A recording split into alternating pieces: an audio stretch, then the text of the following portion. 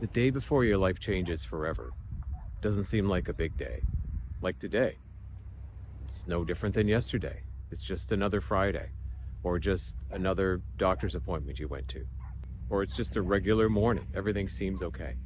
You have no idea that everything in your life is about to be split wide open. I mean, how could you? And how could you be ready for it? Ready for what? You don't know what runaway train is heading your way. Well, that was where I was on June 28th, 1992, the day before Ben was born. It was a scheduled C-section. Everything was familiar. Everything was sort of lined up. It seemed like a normal day. But I had no idea what was about to come. If I could go back to that night before and sit quietly with myself, to that 20-something-year-old who thought he had everything figured out, thought he was doing all the right things. Or maybe I'd just send him an email from Mike George to Mike George. Subject, follow this path. That sounds really weird, but I'd probably open it if I saw it for myself. However I'd reach him, I'd tell him the truth, as hard as that is to hear, because nothing could stop what was coming. And I wanted him to know that he wouldn't be alone, even if it felt like it. So I'd probably start with something like, Mike, tomorrow is going to be the absolute worst day of your life. I know you're not going to believe me. Now remember, I'm talking to myself. Once you realize how serious things are, you'll also see that no one will be able to answer any of your questions. And that'll make you feel so alone, but even abandoned. Like, what just happened? What's going on? But here's what I'd say to you before it all began. So let me get this out of the way. First of all, you're going to face financial hardship. It's not going to be your fault, but it's going to be tough. You're going to spend more than you make, not because you're a poor money manager or you're reckless, but you'll be faced with impossible decisions again and again. Like, do I buy this $7,000 stander so your son can learn the skills and get the strength to walk? Or do I keep my credit card from below the limit? I mean, what kind of a choice is that? There'll be months and years when the math won't work. When what's doing right for Ben means spending more than you have, means going into debt. And that's gonna hurt. And no banker, no loans officer will care, and they won't understand. And no spreadsheet you can make will help to balance anything. You'll feel judged because of the way that your financial situation is. And that'll weigh on you, and you'll worry about the future. But listen to me, this isn't a failure of budgeting. It's a failure of systems. Systems that aren't going to help you. But if you keep going and hold your head up and make the right decisions for Ben, just trust that you'll find the way through it, because you will.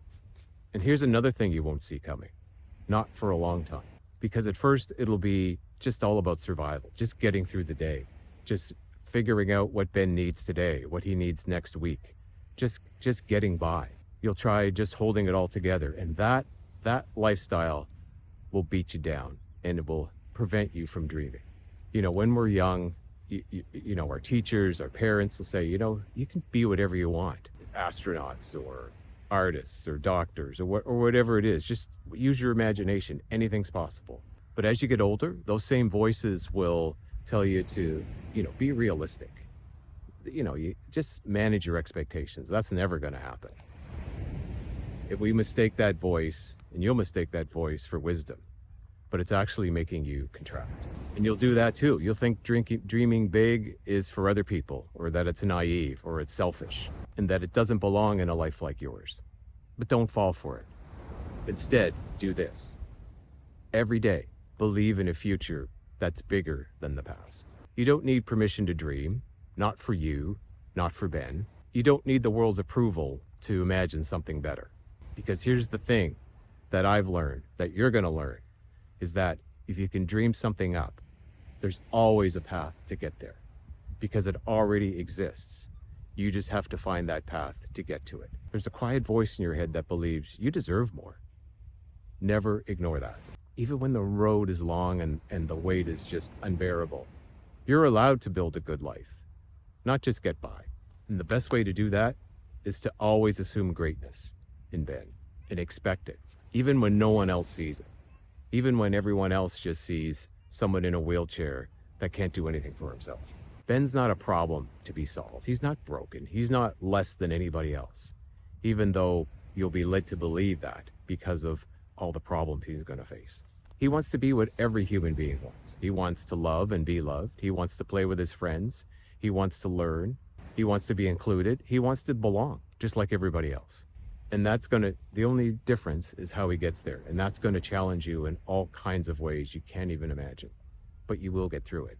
There'll be long stretches when you're self-doubting yourself. You're wondering, does he really understand everything I'm saying? And the experts will reinforce that, I don't really see much potential. He doesn't respond the way he should respond. And the systems will tell you to aim lower. Don't do it. Don't be tempted into that. Assume he understands everything, even though he may not show it. Assume he can learn, even though he may not be able to show it. Always assume that he's a genius trapped in a body that doesn't work. Keep that picture in your head. Because Ben's not his body, he has a body. He's not his disability, he just has a disability. He will be a life force that you can't even imagine that will change you and your family and change the world around you. And when you think, the tide's gone out for good, believe that tomorrow the sun will rise. And who knows what the tide will bring. When the movie Castaway comes out, watch it and learn from it. Because Ben will surprise you. I guarantee it. If I could sit across the table and talk to that younger version of me before his life gets blown up right before his eyes, I wouldn't try to stop what's coming, because I couldn't. I just try to give him some insight into what's coming, why it's coming, and to see it more clearly, and trust that he's going to become someone he never even imagined. And Ben's going to become someone you'd never even imagine, because that's what happens when life breaks open.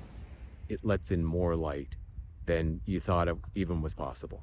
After watching another Tom Hanks film, Here, I started noticing this in myself. So now when I walk into the family room or Ben's bedroom or even the hallway, I feel all these versions of my life layered on top of one another. The early fears, the victories, the moments that nobody else saw except me and Jan. They're all still there and still part of the story. It reminds me that nothing's really ever lost. So wherever you are in your story, whether you're bracing for impact, trying to catch your breath, or wondering why does the world keep turning when yours just stopped right before your eyes, just know this: you don't have to carry it alone. There's lots more ahead for you, even though it doesn't feel that way. You don't have to get it all right. You just have to take the next step and trust that the love and the spirit you have today will be enough to carry you into the life you never saw coming, but a life that you were meant for. And if you want some help finding the next step, just write me in the comments, because we created a no BS self-care guide that can help you take that next step. It's a resource created from the real trenches of care, and you can let that be your companion to help you get back on your feet for the road that's ahead. I hope you have a great rest of your day.